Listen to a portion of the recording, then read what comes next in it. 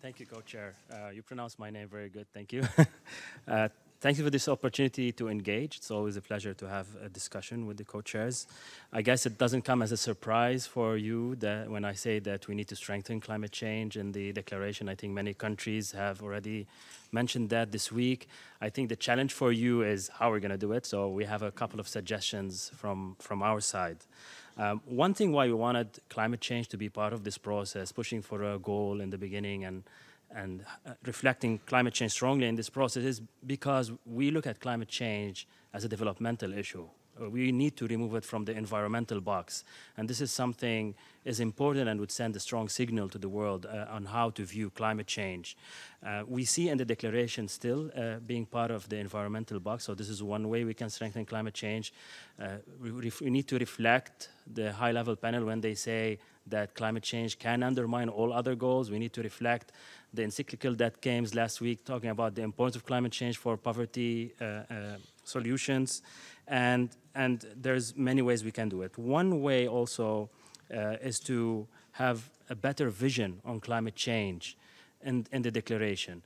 We see there's a vision on other issues, for example, a world free from hunger, free from poverty, free from want. But unfortunately, we don't see the same language in relation to climate change. We see, for example, harmony with nature, but this is doesn't provide the vision that we would like to see on climate change. It's very important for the declaration to provide a vision that we can live and be proud of for the next 15 years. It is a visionary part of this process. It's not something that will put any political pressure on anyone.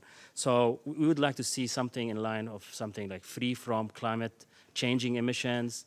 The whole rhetoric and how climate change is being discussed around the world has changed. We talk about phasing out fossil fuels and phasing in renewable energy. The encyclical talks about the need to replace fossil fuels gradually and talks about the importance of renewable energy. We see the G7 talking about decarbonization, even business talking about zero emissions. So the idea of reducing greenhouse gases has changed in the world, and the rhetoric is more about phasing out greenhouse gases.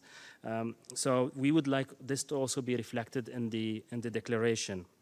A third issue is the lack of having resilience mentioned in the declaration. We don't think this is politically sensitive and can be done easily, as well as the idea of collaboration and need to support some countries that need the support financially, technologically.